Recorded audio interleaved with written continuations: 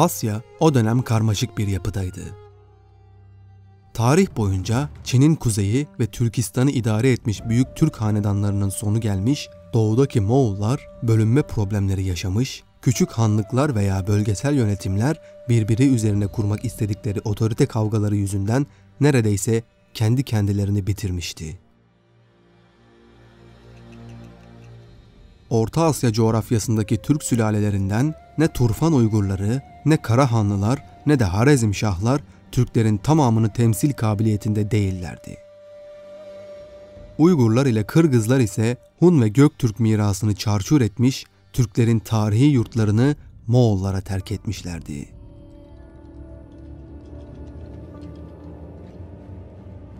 Moğolların kökeni ve Moğol denmesinin sebebi hakkında Türklerin meşhur destanı olan Oğuz Kağan destanında şu cümleler geçer.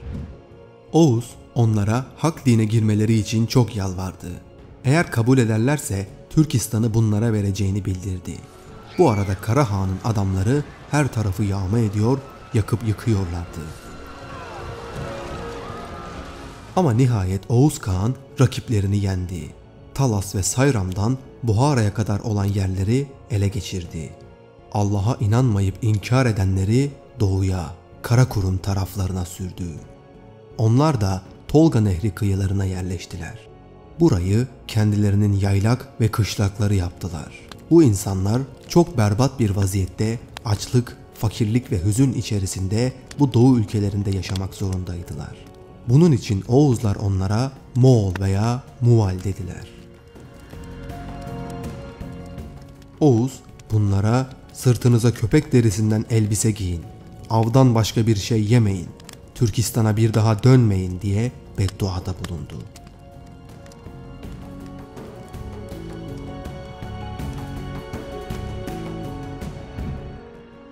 Orta Asya'da Uygur ve Kırgızlar hakimiyeti yitirdikten sonra boşalan yeri Moğol beyleri doldurmuş, dolayısıyla da Bozkır'daki en yüksek şan olan Kağan ünvanıyla anılmaya başlamışlardı. Yüzlerce sene Türklerle beraber yaşayan, sayıca ve kültürce Türklerden daha aşağı olan ve bu yüzden de ister istemez Türklerden etkilenmek zorunda kalan Moğollar, 10. asırdan sonra hem toplum yapısıyla hem de devlet teşkilatı açısından Türkleri taklit ettiler. Ayrıca bunun dışında bir yol izlemeleri de mümkün değildi. Çünkü kendilerinden önceki en mükemmel örnek olarak iki toplum ve devlet teşkilatı söz konusuydu. Bunlardan birisi Çin, diğeri de Türklerdi. Çin sistemini benimsemeleri onların yaratılışına aykırı olduğundan bulundukları coğrafyayı, geçim vasıtalarını ve hakim oldukları halkları göz önüne alınca Çin usulünde yapılanmanın hiçbir anlamı yoktu. Böyle olunca Türklere ait pek çok şey Moğol toplumuna da yansıdı. Kuzey Çin'in hakimi Jin hanedanı 1160 yılında Tatarlar ile ittifak ederek Moğollar üzerine saldırdı ve Moğolları hezimete uğrattı. Moğol hükümdarı Kabul Han öldürüldü. Moğollar bir süre karmaşa içinde dağıldılar. Sefalet içinde yüzen bu karmaşık haldeki Moğolların içerisindeki önemsiz liderlerden biri olan Kabul Han'ın torunu Yesügey Bahadır ittifaklar kurarak Moğolları güçlendirmeye çalıştı. Rivayete göre Yesügey bir gün Onon Nehri kıyılarında avlandığı sırada nehir kıyısında yeni evlenmiş olan Merkit kabilesinden bir geline rastladı. Hüelin adındaki kadına ilk görüşte aşık olmuştu. Yesügey iki kardeşini yanına alarak bu gelini zorla kaçırdı ve onunla evlendi. Hüelin başka seçme şansı olmadığı için Yesügey Bahadır'ı yeni kocası olarak kabullendi. Türk örf ve adetlerine göre evlilik kutsaldı ve kadın namustu. Bu yüzden evli bir kadına ters gözle bakmak yasalar önünde idam sebebiydi. Ancak Moğol örf ve adetlerinde böyle bir namus kavramı olmadığı için kadın evli de olsa kaçırılabiliyordu. Yesügey Bahadır'ın bu kadından Timuçin adında bir oğlu dünyaya geldi. İleride Cengiz Han unvanını alacak olan bu bebek avuç içinde bir kan lekesiyle doğmuştu. Şaman kahinler bu lekeyi ileride çok kan dökeceğine yordular. Timuçin 9 yaşındayken babası Yesügey Bahadır oğlu Timuçin'i bir Türk kabilesi olan Kerait Hanı Onk Han'ın kızı Börte ile nikahlamıştı. Lakin o sene Yesügey Bahadır Tatarlar tarafından öldürülmüştü. Babasının ölümünden sonra Timuçin 16 yaşına kadar Tatarlardan saklandı. 16 yaşına geldiğinde Kerait Hanı Onk Han'ın yanına giderek 7 yıl önce kızı Börte ile evlendirildiğini hatırlattı. Onk Han Timuçin'e iyi davranarak kızını onunla evlendirdi. Böylece Timuçin Onk Han'ın damadı olarak Kerait Hanlığı'nda söz sahibi bir kimse oldu. Lakin Timuçin'in Börte ile evlendiği zamanlarda Merkit kabilesi Moğollar üzerine büyük bir saldırı gerçekleştirdi.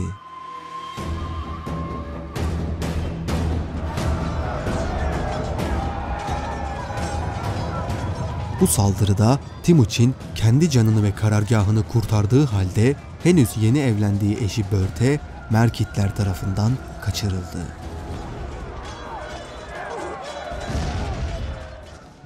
Timuçin'in doğumundan önce babası Yesügey Bahadır, Keraitlerin lideri Onk Han ile kardeşlik yemini etmişti.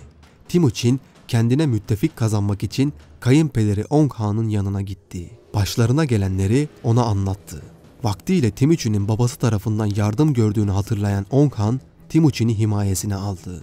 Onu çok iyi karşıladı ve kendisine evladım diye hitap ederek dağılan Moğol ulusunu tekrar toparlayacağını söyledi. Onk Han, Timuçin'e Cungar kabilesi şefi Camuka'ya da uğramasını ve onların da desteğini almasını söyledi. Bunun üzerine Timuçin, kardeşleriyle birlikte Camuka'ya giderek durumu anlattı. Camuka, Timuçin'e yapılanlar karşısında kendi namusu gibi hiddetlendi ve Onk Han'ın taahhüdüne uyacağını teyit ederek şu sözleri söyledi. Yatağın boş kaldığında kalbim sızladı. Göğsünün yarısı parçalandığında ciğerim yandı. Öcümüzü alarak Merkitleri yok edelim. İntikamımızı alarak Merkitleri ezelim. Hatunumuz Börte'yi geri getirelim. Onların çadır bacasından girip direklerini yıkalım. Kadın ve çocuklarını öldürelim. Çadırını başına geçirip yerle bir edelim. Bu sözler Merkitlerin kökünü kazımak ve onların soyunu kurutmak anlamına geliyordu. Böylece Keraitler ve Cungarlarla ittifak kuran Timuçin, Merkit kabilesine saldırmak için süratle hazırlıklara başladı. Camuka ordusuyla birlikte toplanma bölgesine 3 gün evvel gelmişti. Onk Han komutasındaki Kerait ordusu da gelince bu 3 ordu Merkit kabilesine saldırmak üzere yola koyuldu.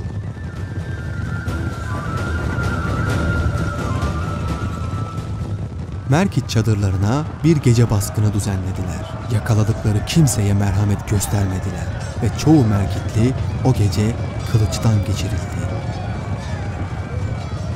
Merkit kabileleri bu baskın neticesinde bozulup dağılarak Selenge Nehri boyunca kaçtılar.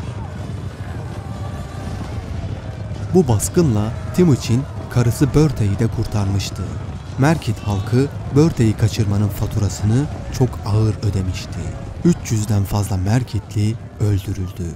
Kadın ve çocuklar esir edildi. Bu zafer Timuçin'e çok büyük bir ün ve itibar kazandırmıştı.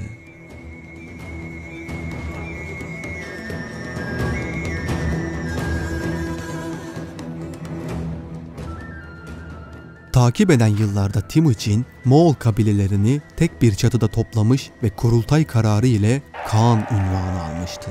Tatarlar bu dönemde Çin'in sınır bölgelerine taarruz ediyor ve yağmalayarak korku saçıyorlardı.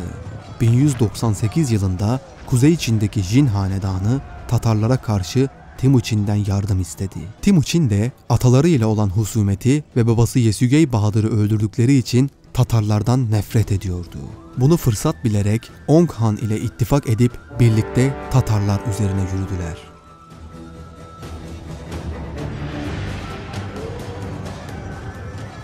Tatarların önderleri öldürüldü.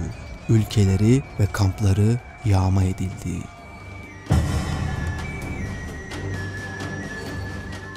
O dönem Camuka ile Timuçin'in arası açıldı. Zira Camuka nezdindeki komutanlardan bazıları Camuka'yı terk ederek Timuçin'e katılmıştı.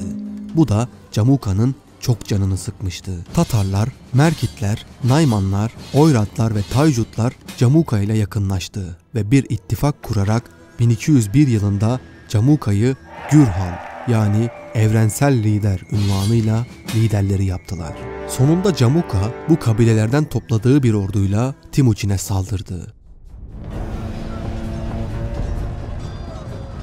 Camuka'nın taktikleri karşısında Timuçin zor duruma düştü. Bir ok darbesiyle atı ölmüş, ardından da bir ok boynuna isabet etmişti. Ricat etmek zorunda kalan Timuçin ordusundan Timuçin'in kardeşi Haçiün ve 70 askeri Camuka'nın eline esir düşmüştü. Camuka, Timuçin'in kardeşi de dahil esir düşen bu 70 kişiyi kaynar kazanların içinde yakarak feci şekilde öldürdü. Timuçin eski sağlığına tekrar kavuştuğunda kardeşinin ölüm haberini alınca herhangi bir tepki göstermemişti. Bir yıl içinde ordusunu tekrar toparlayarak güçlendi. Düşmanlarını teker teker haklama kararı aldı. İlk önce Camuka'ya en büyük desteği veren ve babasının katili olan Tatarlar üzerine 1202'de büyük bir sefere çıktı. Bu sefer sonucunda Timuçin Tatar topraklarının tamamını ele geçirmişti. Tatar boylarının mensupları da diğer boylar arasında paylaştırılmıştı.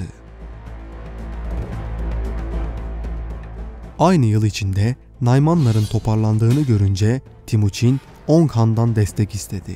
Keraitler ile ittifak kurarak yine bir Türk kabilesi olduğu tahmin edilen Naymanlar üzerine büyük bir sefere çıktı.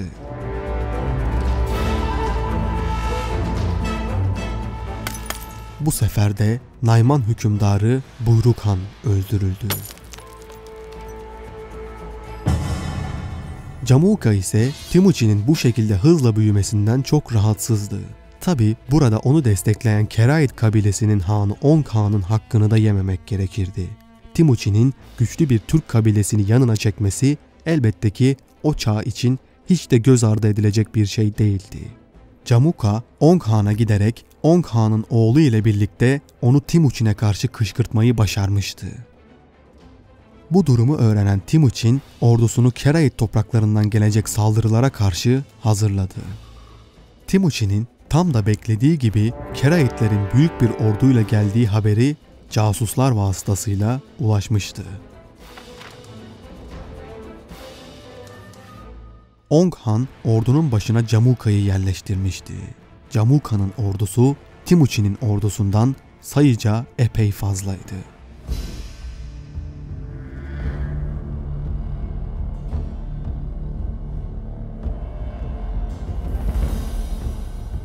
Camuka'nın ordusunun çoğunluğu Kerait ve Nayman kabilesine mensup Türklerden oluşurken Timuçin'in ordusunun tamamına yakını Moğollardan, küçük bir kısmı da Tatarlardan oluşmaktaydı. Yüzlerce yıldır harp konusunda oldukça tecrübeli Türk ordusuna karşı Moğol ordularının pek şansı yok gibi görünüyordu. Camuka hiç beklemeden emrindeki 500 kişilik öncü birliğe hücum emri verdi.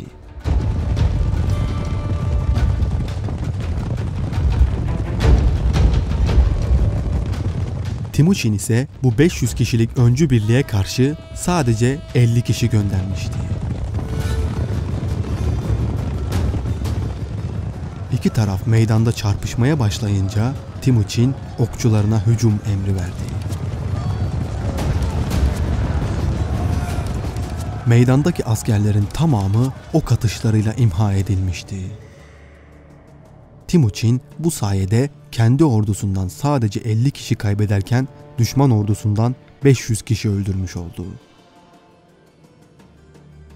Bu duruma sinirlenen Camuka ordusunun tamamına hücum emri verdi.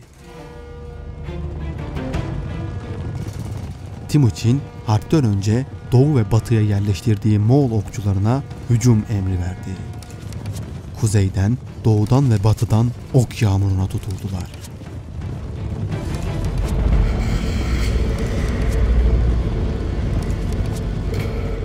İşte tam bu esnada hava bir anda kapandı ve kara bulutlar eşliğinde müthiş bir yağmur yağmaya başladı.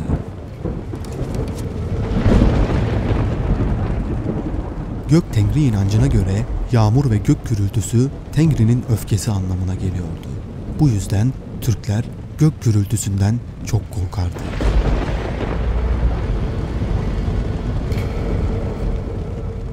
Bunun üzerine Camuka'nın emrindeki Türk askerleri müthiş bir korkuya kapılıp geri çekilmeye başladılar.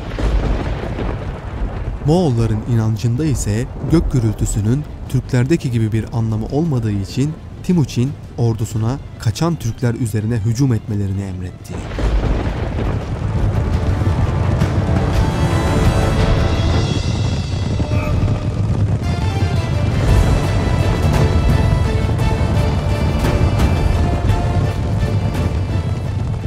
Bu sayede Moğollar büyük bir zafer kazanmış oldu.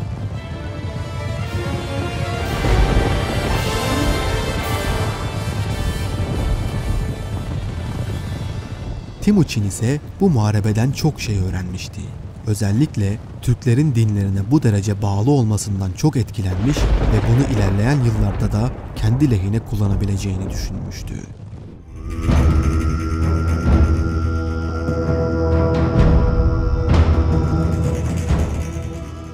Muharebeden sonra Camuka ve Ong Han, Camuka'nın ülkesine kaçmışlardı. Ong Han yoldayken bir karakol postası tarafından öldürülmüştü. Moğollar, Türkler karşısında nüfus olarak oldukça az bulunuyordu. Timuçin ve onun danışmanları Türkleri yanlarına almadıkları takdirde başarı kazanmalarının mümkün olmadığını çok iyi biliyordu. O zamana kadar ciddi kuvvetli bir siyasi yapıya erişememiş Moğollar için kendilerini Türklere yaklaştırmak en tutarlı yol görünüyordu. Timuçin'in gücünün artması ile birçok ileri gelen komutan Timuçin'in emrine girdi. Bilhassa güçlü komutan ve beylerin onun arkasında durması kendine güvenini artırmıştı ki işte bunlardan birisi olan Türk asıllı komutan Subutay'dı. "Etrafa dağılan adamlarını toplarım, seni her türlü tehlikelerden korurum" diyerek Timuçin'e düşmanlık besleyenlere korku vermişti. Bu sebepten Subutay'ın desteği Timuçin'in hayatında son derece önemli bir yere sahipti. Türkleri kendi saflarına çekebilmek için Timuçin'in hayatıyla alakalı uydurma hikayeler yaymaya başladılar. Moğolların Gizli Tarihi isimli anonim kitapta Timuçin yani Cengiz Han ile alakalı anlatılan hikayelerin hemen hepsi yüzyıllar önce Türklerin destanları ve hikayelerinde geçen benzer hikayelerdi. Bu sayede Timuçin Türklerin gözünde Kut anlayışına uygun, hatta Gök Tanrı'nın bizzat görevlendirdiği bir lider konumuna gelmişti. Dolayısıyla çoğunluğu Türklerden oluşan ordusu onun için canını vermeye hazırdı. Camuka'nın emrindeki Türk boylarından pek çoğu da kaçarak Timuçin'e tabi olmuşlardı. Kerayet ülkesine giren Timuçin buradaki Türk boylarını da kendisine tabi hale getirince Türklerden müteşekkil büyük bir orduya sahip oldu. Öte yandan Camuka'da boş durmamış, Nayman ve Merkit kabilelerinden ordu toplayarak Timuçin üzerine tekrar saldırmıştı.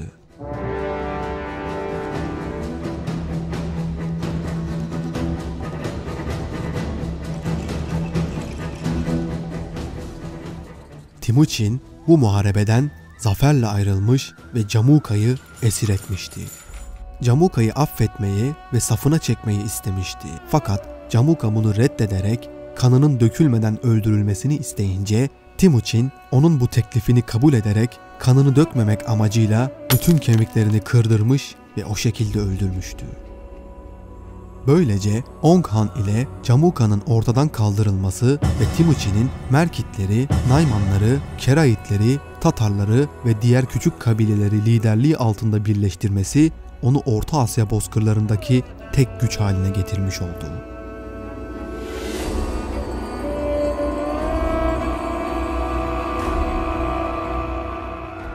...1206 yılının ilkbaharında Onon Nehri'nin yakınlarında kendisine bağlanmış olan bütün kabileleri bir araya getirerek büyük bir kurultay topladı.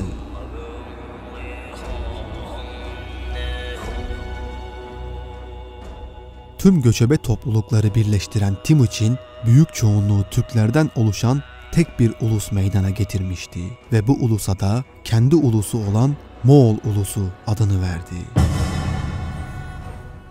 Artık o Cengiz Han adıyla Moğolların mutlak efendisiydi.